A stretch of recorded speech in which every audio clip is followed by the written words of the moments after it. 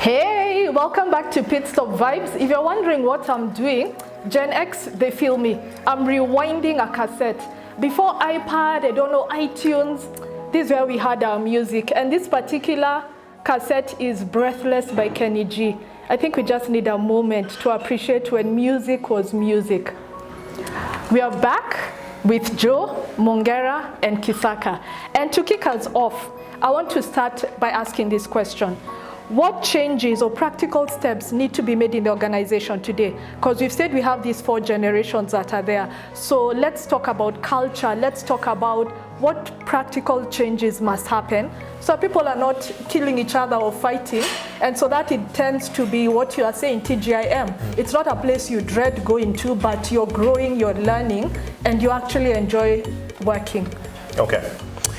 I think for me, so when I look at the interaction between Gen X, especially and millennials at the workplace, there's a lot of, it's almost like there's a lot of suspicion, you know, these guys are like, you guys are looking at us and you think, we know it all. And then the millennials are looking at the Gen X and they're like, you're so rigid, you're so stuck to your ways and you're not creative. And for me, one of the things that is very fundamental, and this is, especially from a HR point of view, would be to review the policy. So I've studied a few policies because I've done HR reviews for a few organizations, and I noticed that the policies that are in place were actually made for Gen X. So, and nobody has cared over time to review the same. And so you find that some of those things that are contained therein, really don't apply to millennials, all right? So there needs to be a thorough review. And for me, one thing that works is involving the people in the process. So you call them, and one of the things, I know you are part of a process we did in an organization, and that's one of the things you actually did for us and said, we are all making this thing.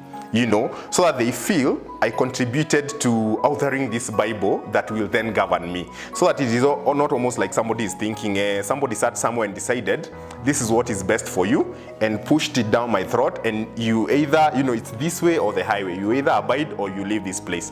And so if guys come from a place where they feel like there is a sense of ownership, then it is easy to, abide to some of the rules. Another thing that I've seen, that would work is just to ensure that you provide opportunities for mutual bonding, right? So everybody needs to feel like they are engaged in a certain way, and there are areas that really cut across both generations. Yeah. So I know the organizations which do something which is called breakfast and learn, right? So there's a breakfast and you come in, and as a millennial you're allowed to speak on a certain topic. It's not necessarily even related to your area of work or your career, but you tend to speak your mind, and just share with the other people. Then somebody else from Gen X comes and does the same thing, and in the process you see you're getting to understand each other. The tension is being pulled down, and guys are just creating common areas of learning each other and understanding each other. It could be games, it could be team building, but whatever it is, again, depending on the kind of organization that you're coming from, then that needs to happen. So areas of common bonding where these views of each other these stereotypes tend to be broken down, and guys just get to be comfortable in each other's space. I like that. Yeah. So I've heard you say co-create and areas of mutual bonding. Yeah. Mongera? I think one of the things that causes that conflict is not understanding what the other person's perspective is. And we tend to look at people suspiciously or say that it's us and them. So I think being able to break the barrier through walking in somebody else's shoes in a very practical way. So, I mean, there's some roles which are sort of lend themselves to a younger mindset. So why don't we get people to do other people's jobs for a while, job share for a week or a couple of days. Yeah. So you think that accounts are being difficult, refusing to give us money. Why don't you go sit in accounts for a week and see what it means to issue vouchers and to do all that rigor that goes into it. Accounts people think that social media is just a waste of time. People just sit and put stuff online and they're wasting time all day. Why don't you sit there, run the social media account for a week and see what it's like and understand the kind of rigor that goes into developing content, etc. So I think breaking down that us versus them mentality by having people walk in other people's roles for a short period of time helps people to understand. And I've seen it work practically in workplaces, so that barrier is no longer there. I know what it means. When you tell me no for something, I understand why. I think that's one of the ways that can. That's a really good point, Mongera. Kisaka? For me, I'm actually just thinking about one aspect. Being able to understand the various generations that you have in your organization and understanding that all of them have different languages. And because it's now, then you talk about it's a multilingual organization, come up with your own language as an organization. So then that would be like, now if for whatever company you say this is our way of doing things, this is how we talk. And so with that, you end up having whether it's keywords or how you phrase things, how you do things, that is now recognized as this company does things this way. It's not the baby boomers way, it's not Generation X, it's not millennial. It's just how we do these things as a company. And that now brings all of them together because it becomes exciting where I'm like, I can see bits of me in this language, but then there's also other bits that they're new to me, but they're fresh. And I like to learn because when I use this word, I can see that so-and-so's face brightens up. When I use this other word, this other person, their face brightens up. And so you're all learning from each other and becomes a learning culture, which in essence ensures that you're all growing as an organization. I love that. And I like what you said because you've touched on the next point, which is all about communication. So I like what you're saying is be known what is going to be our language in this organization. So what you're doing is you're creating your tribe. So what are we known for? How do we address each other? And how do we communicate? Mongera, Joe, I'd like you to give other practical ways on communication. Yeah. Oh, sure. So communication is two-way. And it's about not just speaking, but also being heard and feeling like you've been heard. I think part of the challenge where communication breaks down is because one person is saying one thing and the other person is hearing something completely different. So I think just giving everybody a space where they feel like they can be heard, like they are being heard, regardless. A lot of the times when people feel suppressed or oppressed in an organization is because they don't feel like there's any space for me to say anything. I mean, my opinion doesn't count, doesn't matter. Even if I complain, even if I protest, it doesn't really matter. But giving that clarity around, there's space for you to speak, there's space for you to be heard. Whatever you're saying is valuable, it adds something to the organization, and we want to hear it. I think it's part of the dynamic of communication. What you've said is very, and I say this politely, how do we communicate in organizations? Hit search. That's an answer, a blanket answer. I want practically. And I hear what you're saying, but how does that look like? Because the danger is, I want to talk, I want to speak my mind, but more often than not, what ends up happening is I get vilified, I get a memo, I get a notice, or I'm treated like you can feel there is apathy towards me. How do you practically ensure that as a young person, that when I give my opinion in this meeting, it will be heard, it will be appreciated. It may not be implemented now, but how do you ensure that everyone is free to talk and not just waiting for Director Joe? He's the only one who talks in these meetings. And that's why we are not making profit anymore. So how? Practical tips. Yeah, I think it's a lot of that is about the people who are in leadership or in management. And I think it's important that people in management and leadership understand that the younger group, the millennials, if we can call them that, have something valuable to contribute. Now, you want a practical way that can be done.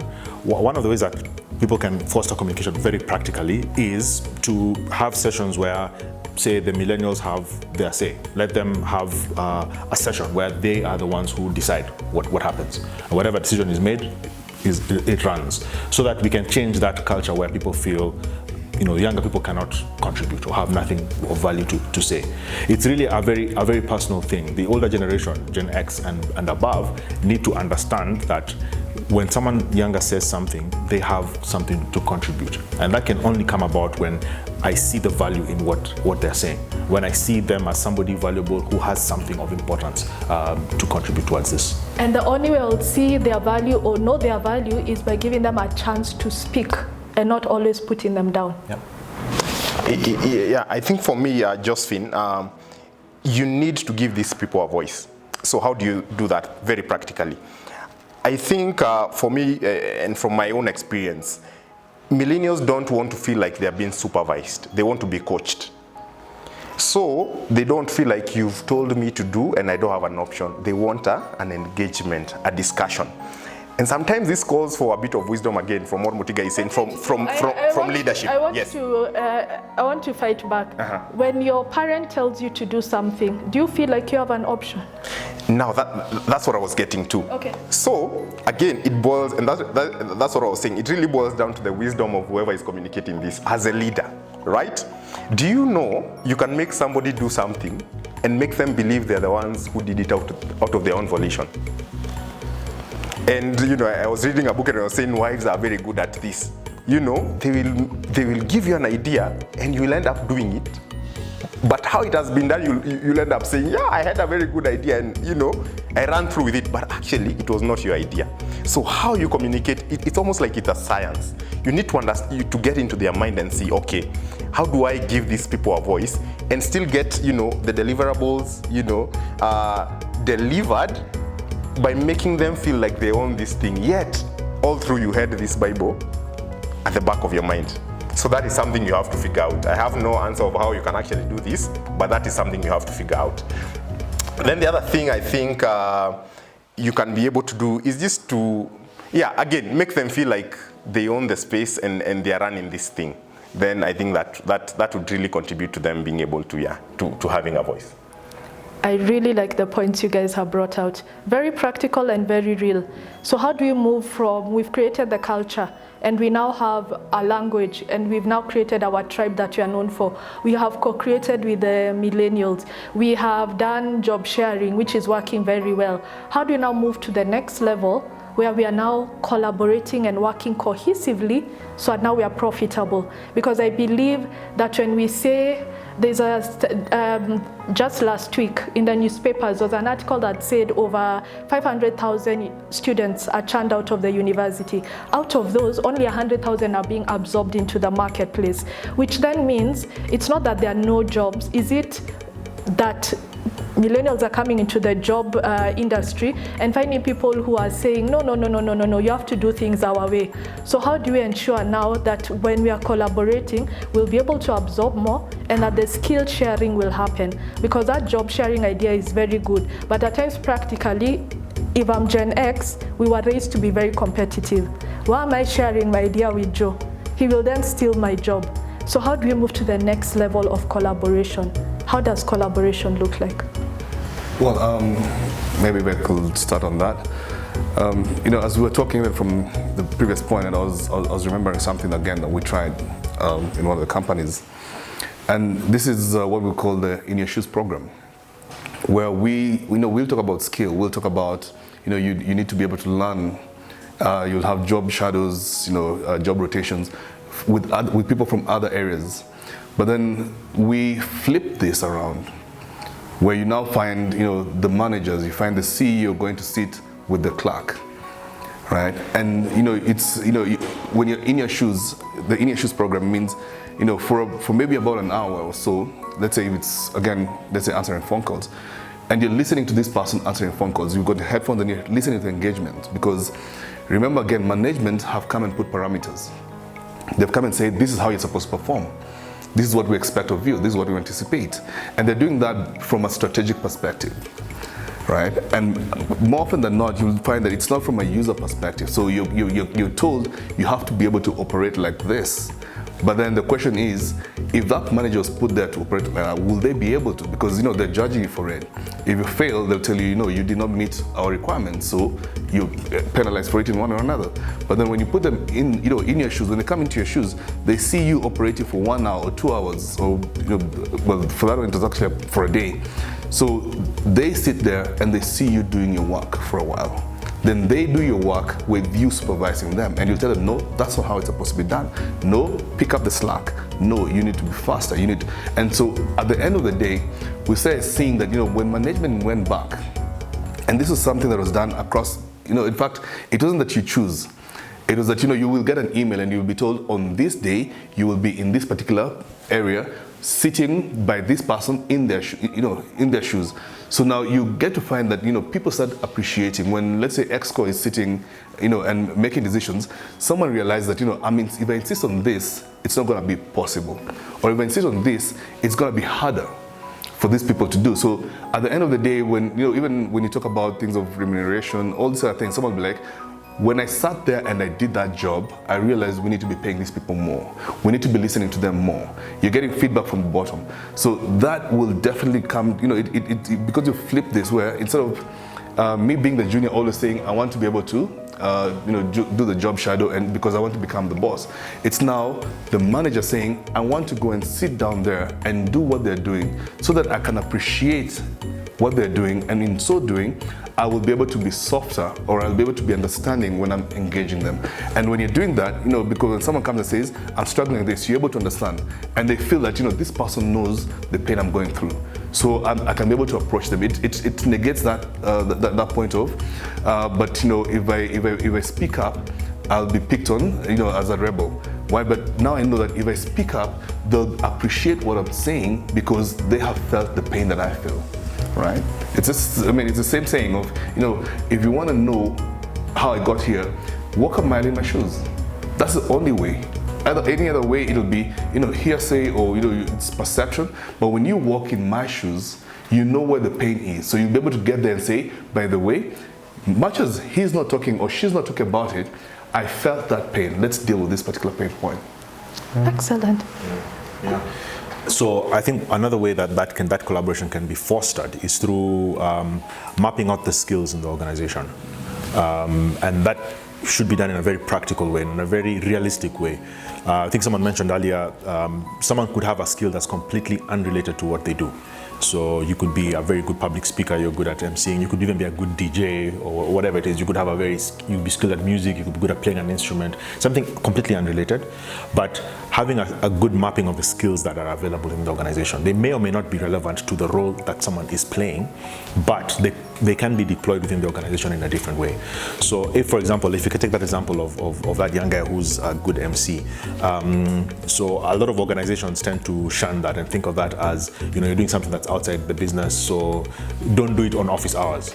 But there's ways you can creatively bring that skill into the organization. And what that does is it gives people a sense of value, that they're adding value to the organization in some way. I think Joe mentioned earlier that people don't spend the whole day working. You don't work for 8 hours in a day, Most of the time you spend 4 hours or less. Other time is spent, well, it's not completely unproductive, but it's not focused on the core job that you do. So that extra time can be used in a different setting for different things. So how can we use the skills that we have in the organization and figure out a way to proactively bring those skills to play? And it could mean that we change our business model. It could mean that we change some of the little things that we do every day. But what that does is it motivates people. People feel like I have value. I'm an accountant, yes, but I'm going to spend 4 hours crunching those numbers, doing those ledgers, and then I'm going to spend 2 hours doing something that I'm really passionate about. I'm interested in social media, so I'm going to spend time with the social media guys and we'll work. And 8 hours in a day will be very productive because my skills are being used to the maximum. And I like what you said, because more often than not, your passion, that skill can then be transferred back into the organization, so it's still a win-win. Yes. Joe, final? Yes, so there's a concept known as reverse mentorship, right? So this is where maybe millennials now get to sit with Gen X's, yeah? and teach them. It's almost like you're mentoring somebody who's older on the new technology. So you're there teaching them, and I find it very interesting when I find the millennials teaching, okay, this is how you log in onto Facebook, this is how you boost a post, and they get to appreciate, kumbe there is value in what you millennials are doing. And in the process, culture is also being built because you're interacting, and again, the walls are being broken. So that one I think I have seen work. Then the other thing, which is, very personal to me, is something I call situational leadership. So collaboration is something you can do your best to achieve. But if it doesn't come to a personal level, I can come from home in the morning and decide I'm going to work today and I'm not going to cooperate, right?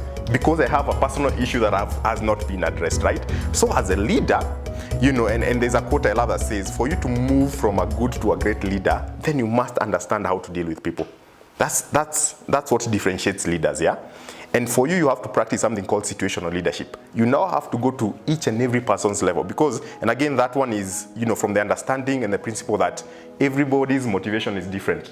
For Gen X's, as Mutiga had said earlier, you're just interested in if I can get my paycheck at the end of the month and pay school fees. That is all I need. For some other people, it is to be called a manager. Yes, you're a manager and, you have a corner office. For some people, it's give me my flexible working hours. For some people, it's just like for Gen Z, it's recognition and constant feedback. Like, I like what you're doing. Keep doing that, So if you don't understand the different motivations and see how you're feeding into that, then you've lost it. So you have to go at every person's level and say, okay, we've done everything as an organization, to make this collaboration thing work, but we still feel like you're slacking. What is the issue? Man, my child has been sick in and out of hospital. Okay, as an organization, what can we do? And I feel like you guys don't, I'm one shida yangu. But you see, you must be at their level to understand what they are personally going through. So unfortunately, as a leader, you cannot afford to be distant with your people. You must be their business, know what is happening in their personal lives, because like it or not, what is happening in their personal lives, we definitely find expression at the workplace. And if you don't sort the root issue, then you'll be wondering always, why is a fruit, rotting and it's affecting everybody else at the workplace?